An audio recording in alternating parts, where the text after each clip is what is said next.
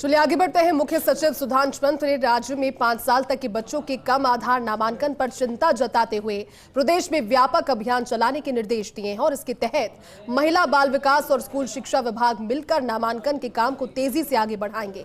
तो वहीं दूसरे राज्यों में जाकर किए नामांकन के चलते बाहर के देशों के किए गए अवैध नामांकन को लेकर भी कार्रवाई के निर्देश दिए हैं। पेश है एक रिपोर्ट। राजस्थान में बच्चों का नामांकन बेहद कम है। इसे लेकर हाल ही में मुख्य सचिव सुधांशु पंत ने सचिवालय में बैठक लेकर बच्चों के आधार नामांकन में तेजी लाने के निर्देश दिए हैं। 0 से 5 साल की आयु वर्ग में 24.30 है आधार पंजीकरण। इस आयु वर्ग में 75.69% का आधार बनना बाकी। 5 से 18 साल की आयु वर्ग में 93.55% है आधार पंजीकरण। इस आयु वर्ग में 6.45% का पंजीकरण बाकी। 18 साल से ऊपर के आयु वर्ग में माना जा रहा 113% नामांकन। 52,64,280 का हुआ इस आयु वर्ग में नामांकन। ऐसे में सीएस सुधांशु पंत ने 0 से 5 आयु वर्ग में कम नामांकन पर जताई चिंता। प्रदेश में अनिवार्य बायोमेट्रिक अपडेशन में है 1,32,00,000 की पेंडेंसी, जिसे योजनाबद्ध तरीके से कम करने के दिए निर्देश। इस आयु वर्ग के आधार बनाने में तेजी लाने के दिए निर्देश।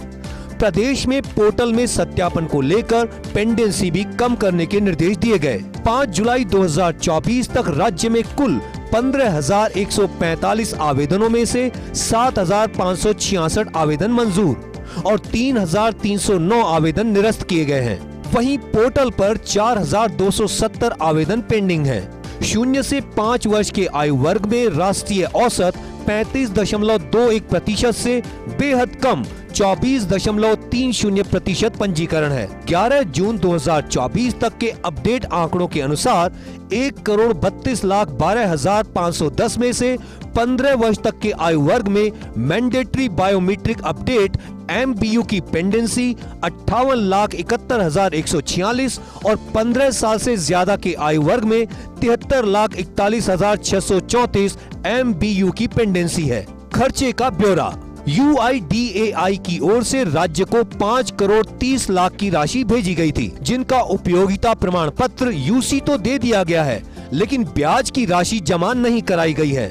महिला बाल विकास विभाग को 608 किट और 1400 टैबलेट के लिए 8,20,00,000 केंद्र की ओर से दिए गए, लेकिन विभाग 304 किट ही खरीद पाया।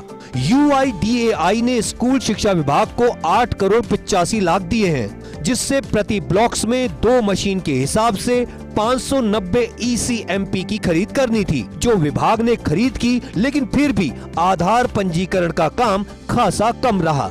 पेंडेंसी के हालात देखते हुए जिला स्तरीय आधार मॉनिटरिंग कमेटी की नियमित बैठकें किए जाने के निर्देश दिए गए हैं। साथ ही 17 जिलों में पोस्ट ऑफिस का सहयोग लेते हुए पिन कोड अपडेशन के लिए भी कहा गया है।